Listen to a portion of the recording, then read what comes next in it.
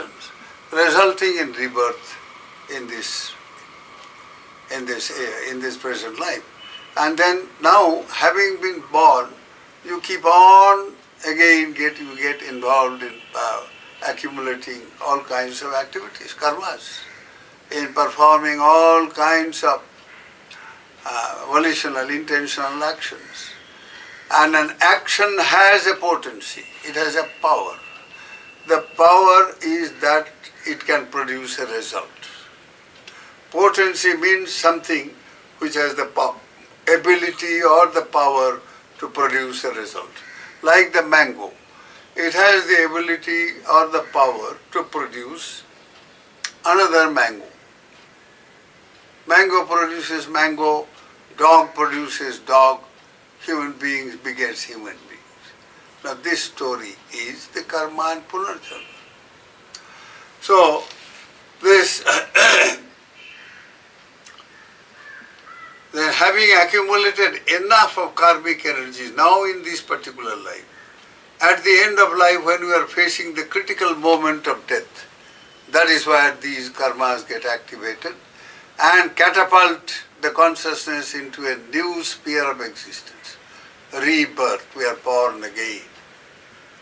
And so on this, punarapi jananam, punarapi maranam, punarapi janani jathade shayanam.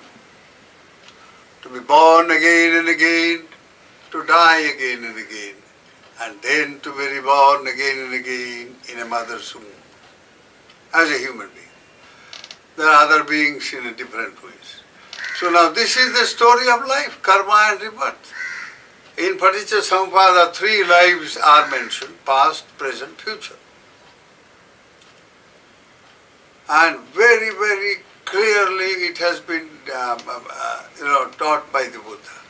Anybody who is serious about life should go through this teaching on Paticca Samuppada, dependent origination of life, conditioned existence, which is also popularly called the wheel of life.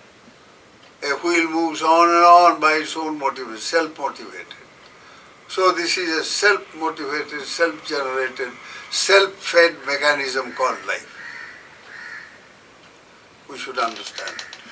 So now, how did this great person, Acharya Bhante, who became an arhat? See, he was a very rich man, he was not an ordinary person. He decided, he had a brother. He called his brother one day, he said, look here, I have understood what life is. Life is a basically unsatisfactory condition. And I would like to be free from this unsatisfactory condition, this wheel of existence. I would like to seek something that transcends this kind of unsatisfactory state and find an access unto the most satisfactory, the state of bliss, Nibbanang Paramang Sukhang, the state of utter bliss in Nibbana. So he called his brother, and he was a good devotee of Lord Buddha. So he knew the Paticca Samuppada, and he says, no, there is no end to this. One day or other we have to get out. There is no question of keep on going and endlessly come and go, and no meaning to this. So he was not only rich, he was a very, very learned Pandit. He mastered all the Vedas and so on. So when he did this, his brother started crying. He said, no, brother, here all the wealth and everything of the family is in your hand. Be happy. And told his family also, I am now going. He didn't have any issue. So that is how he became a monk, and then he put forth immense effort, absolutely relentless, very energetic and vigorous effort. And at a time he was living in a little cave, and in the nearby village he used to go once a day for a pindapata, the alms round. And that is how he lived for months and months. Nothing happened for years. Then suddenly one day he said, do or die. He put forth tremendous effort and then he succeeded. And his consciousness soared into the plane of the supermundane. The transcendental experience of lokutra jnana, the transcendental states of wisdom or penetrative wisdom with nibbana as the object. And his mind was transformed, he became Arhat, a liberated, enlightened disciple of the Buddha. So, when he said, now how do I move about? He went to the village and the villagers saw, they cried, and they had his nephew brought. And the nephew said, all right, I will take him to Jetavana, where Buddha was. So, on the way he did something bad, and so he said, no, I don't want to have anything to do with a evil-minded youngster. You go, I will walk on my own. Though I am sightless, but my mind's eye has opened. The eye of wisdom has opened. That is how now, when he said this, Sakya, the king of the Devas, he became aware. And he says, my goodness. So he immediately appeared before him like a young man. And he said, Venerable sir, can I take you? As he walked, slowly on the highway, he says, who are you? He said, I am just a upasaka, Venerable sir. I want to serve you. So he said, he immediately, focused his supernormal power and found out it was no other than Sakko the Devaraja Indra. So he said, all right, take it. Take me to Buddha. That is how it happened. He lived there. And one day he was whole night meditating up and down. So in the ambulatory, that is where he meditated, lot of little insects got, killed because he was walking up and down, he couldn't see.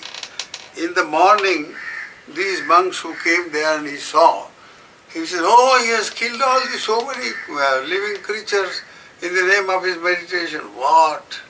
So they made fun.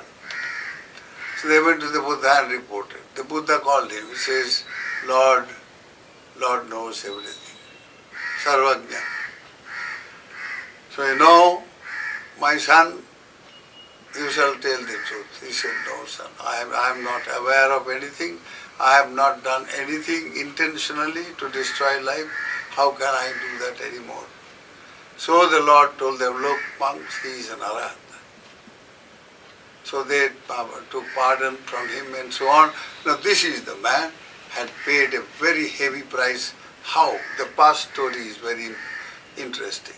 He was a doctor in the past. And a poor woman who had a lot of eye trouble used to come and take medicine from him. And he said, look, either you work as a maid to, or do something, otherwise I won't give medicine. So he said, all right, I'll be your maid servant. So she worked. Then her eyes became more or less all right.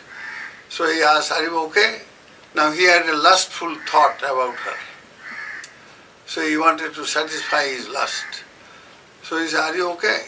She said, she became aware that he didn't look quite proper and she had children. She said, no, let me not be molested by him. That is how he said, no, sir, not quite. He said, not quite, okay.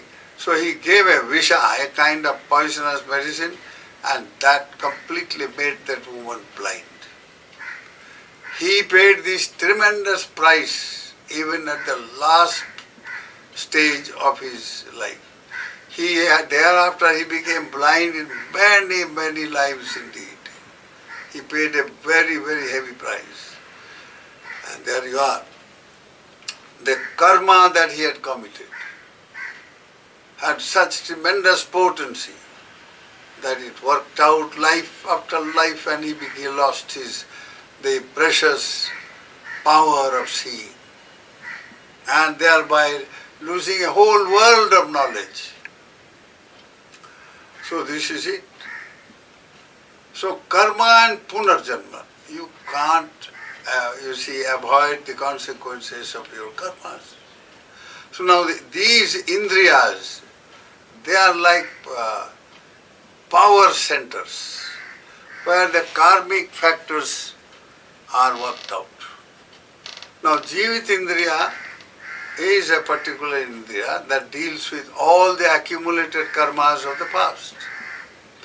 So a lot of our past karmas get exhausted or are spent through these other indriyas. You see an object, you become lustful and you do a bad karma. Or you become egoistic and whatnot, and you do a bad karma. You pay for it. So the instrument was your seeing, eye. Or you see something and your mind is filled with devotion, filled with compassion, filled with loving kindness, filled with sympathy, and filled with generosity to give. Now the same eye is doing both these jobs. One kusala, wholesome, the other akusala, unwholesome. Two different types of karma, and you pay for it. Again and again you are born with the eye, and again you keep on doing those kinds of things. And again the hen and the egg story continue. That is life. So the very crucial role of indriya must be understood, and how these indriyas are the center where feelings arise, and the feelings in turn conduces to attachment, craving, and then karma. That we will continue with this in the next discourse. With this I conclude. May the blessings of Bhagavan Buddha, his Dhamma and Sangha surround your lives with wisdom and well-being. May you all be happy. Sukhino bhavantu.